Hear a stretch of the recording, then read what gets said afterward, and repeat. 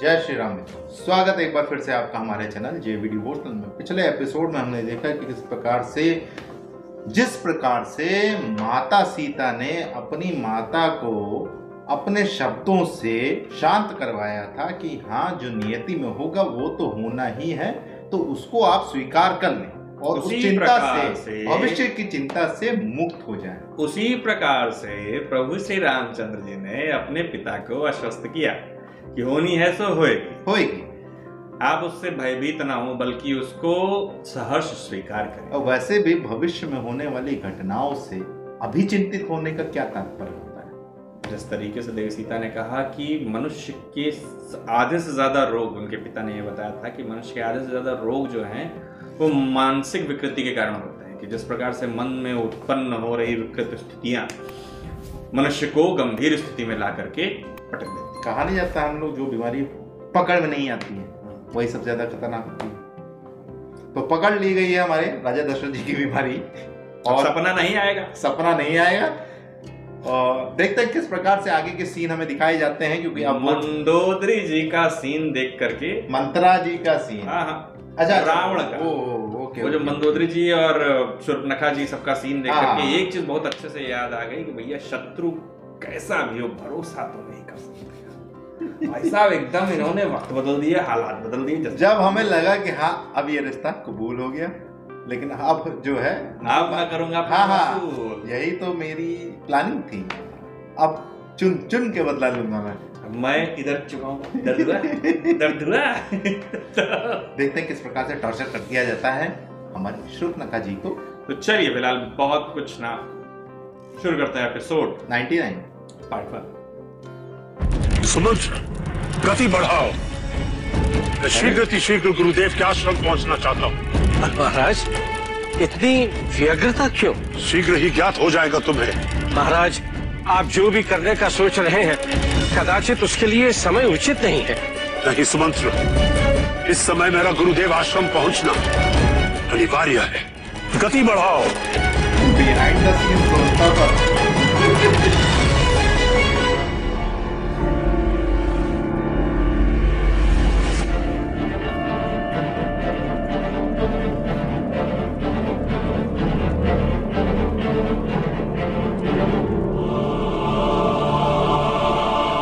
गुरुदेव, मैं कुछ कहने की अनुमति चाहता हूं।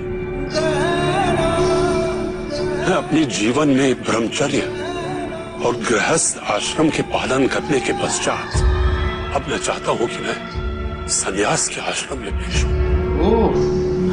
मैं चाहता हूं कि अब मैं अपना पूरा समय ध्यान और भक्ति में ही लगाऊं, देवों और पूर्वजों का ऋण चुकाऊं। इसलिए गुरुदेव, मुझे राजकाज के दायित्वों से मुक्त होना होगा।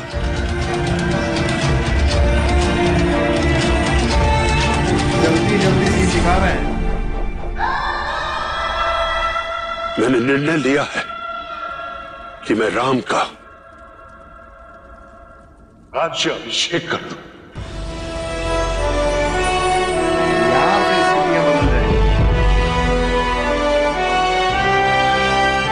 गुरुदेव, मैं आपका आशीर्वाद चाहता हूं और उसके साथ इस कार्य के लिए एक शुभ मुहूर्त बताएं।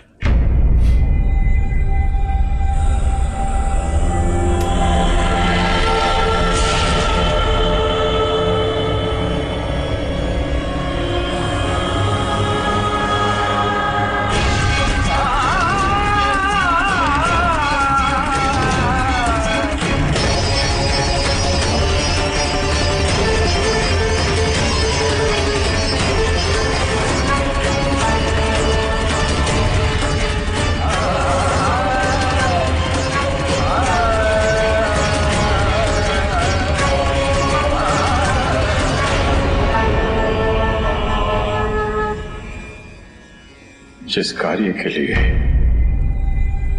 तुम आशीर्वाद मांग रहे हो पुत्र, कैसे बताऊं दशरथ तुम्हें कि वो न केवल तुम्हारे पुत्र वियोग के भय को साकार कर देगा, बल्कि उसका परिणाम स्वयं तुम्हारे लिए कितना अनिष्टकर होगा। तो यही नियति है। नियति को कोई परिवर्तित नहीं कर सकता और न ही उसके पूर्ण होने के समय को। गुरुदेव, मैं उस क्षण के लिए अधीर हूं जब राम अयोध्या नरेश के रूप में उस सिंहासन पर बैठेगा। कृपया शुभ मुहूर्त बताएं।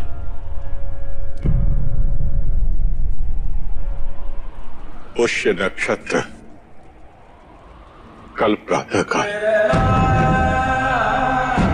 महाराज, एक ही रात्रि में सारी व्यवस्था करनी पड़ेगी और अयोध्या पहुंचने के पश्चात सारी तैयारियां आरंभ भी करनी पड़ेंगी। निश्चिंत रहो सुमंत्र, निश्चिंत रहो। गुरुदेव, आप मेरे साथ अयोध्या चलिए। इतने महत्वपूर्ण उपलक्ष्य पर आपकी उपस्थिति अनिवार्य है।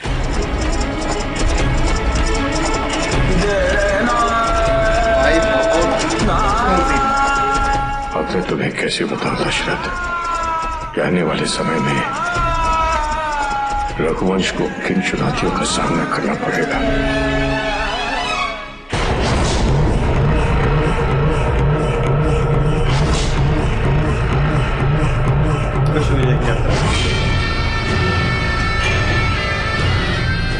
नाना सोमाली और असुरों के साथ देवताओं द्वारा किए गए अपमान का प्रतिशोध आज इंद्र की पराजय और स्वर्ग लोक पर मेरे आधिपत्य से पूर्ण होगा। भाई रुक जाओ रावण।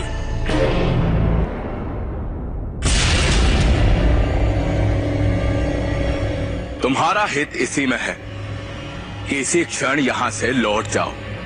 सोचता हूं आज अपना हित होते देख ही लूं।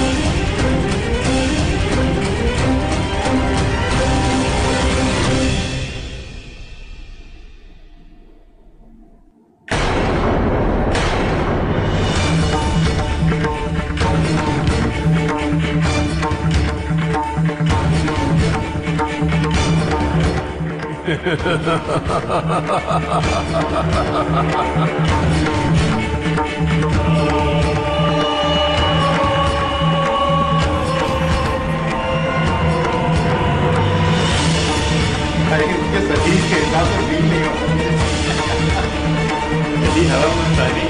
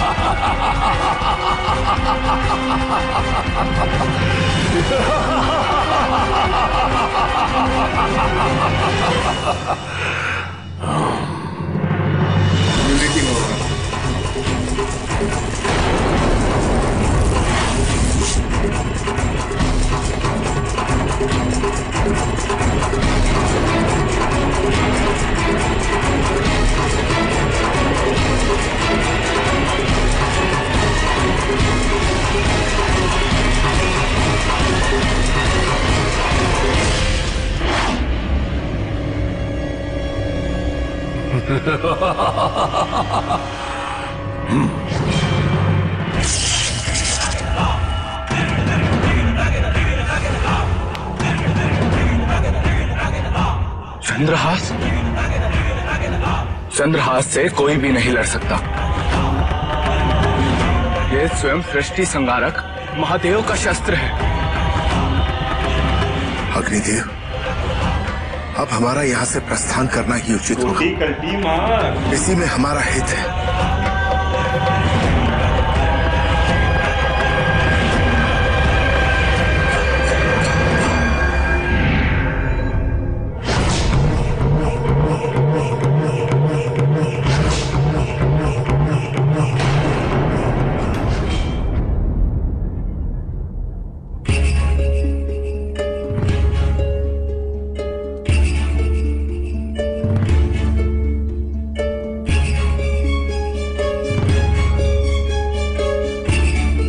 ऐसा क्या हो गया कि महाराज को इतनी देर रात आपातकालीन सभा बुलानी पड़ी?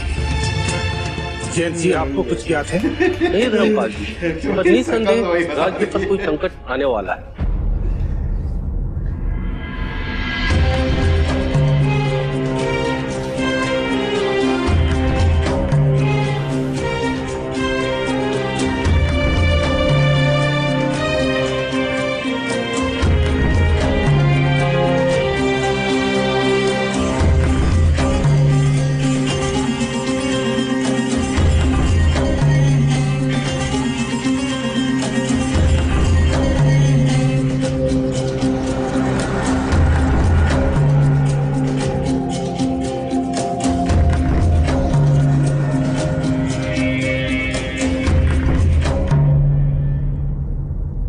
सभा में उपस्थित समस्त ऋषि गणों को अयोध्या नरेश दशरथ का प्रणाम स्वीकार हो। सर्वप्रथम रात्रि के इस पहर में आप सबको कष्ट देने के लिए क्षमा चाहता हूं, परंतु एक महत्वपूर्ण निर्णय में आप सबके सुझाव और अनुमति की आवश्यकता है। ऋषि कश्यप, ऋषि मार्कंडेय और सभी सभासद अपना अपना स्थान ग्रहण करें।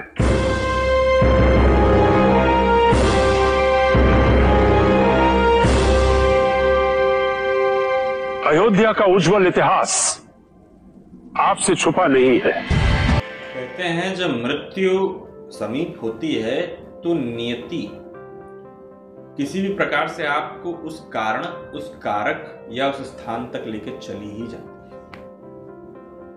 एक कहानी है, शायद मैंने सुना रखी है महाभारत के एपिसोडों में, कि किस प्रकार से कैलाश पर बैठी हुई एक चिड़िया को पक्षीराज जटायु बचाने की चेष्टा से देखते हैं कि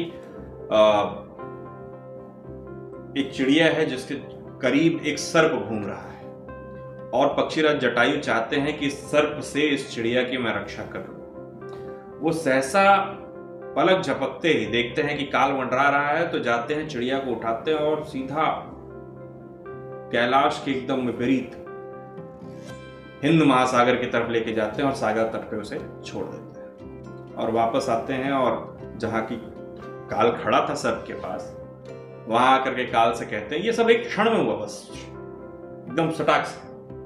तो काल से कहते हैं, देखा मैंने बचा लिया ना।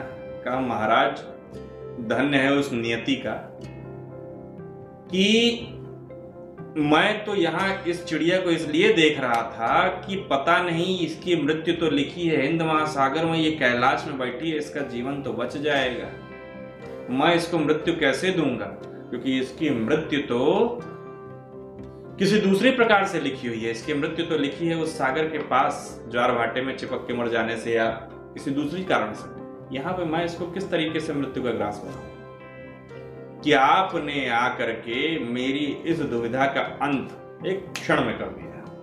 आपने ले जाकर उसको वहां रख दिया, वो निपट लिए। इधर भी एक क्षण में काम हो गया। जिस प्रकार से हमने एपिसोड का अंत पिछला किया था, और यहाँ पे स्टार्ट में दिखाया कि राजा दशरथ अपने बेड से उठकर, मतलब वो ठीक हो गए और पहुंच गए सीधे गुरु वशिष्ठ के पास, और गुरु वशिष्ठ से बोल रहे हैं कि मैं संन्यास लूंगा और प्रभु श्री राम जी को मैं उत्तराधिकारी अपना बनाना चाहता हूँ, घोषणा करना चाहता हूँ, तो उसके लिए मुझे एक उचित समय दे कल सुबह। और वो सीन सही में इमोशनल करने वाला था जब गुरु वशिष्ठ जी को सब ज्ञात हो कि भाई सब ज्ञात है उनको कि ये जो वो स्टेप करना चाह रहे हैं, वो अपनी मृत्यु के निकट भी जा रहे हैं, अपने श्राप को सत्य भी करना जा रहे हैं, और कहीं ना कहीं प्रभु श्री राम जी के लिए भी अब वनवास का समय आ गया है। दरअसल ये जो गुरु वशिष्ठ जी थे और गुरु विश्वामित्र जी थे, इन लोगों की आयु जो है वो हद से ज़्यादा लंबी है, क्योंकि जब आप देखेंगे हमारे इस प्रकरण को तो पूरा पूरा युग इनके नाम से बीत गया है।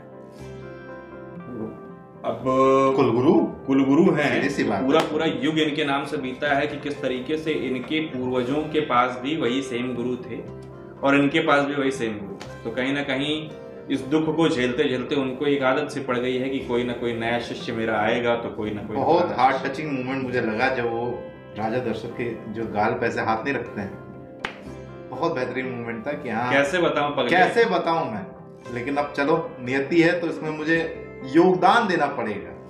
मैं नियति का कारक बनूंगा। चलिए किस इस प्रकार से एपिसोड को मित्रों करना होगा समाप्त। शीघ्र ही मिलेंगे नए के साथ। तक के लिए राधे राधे।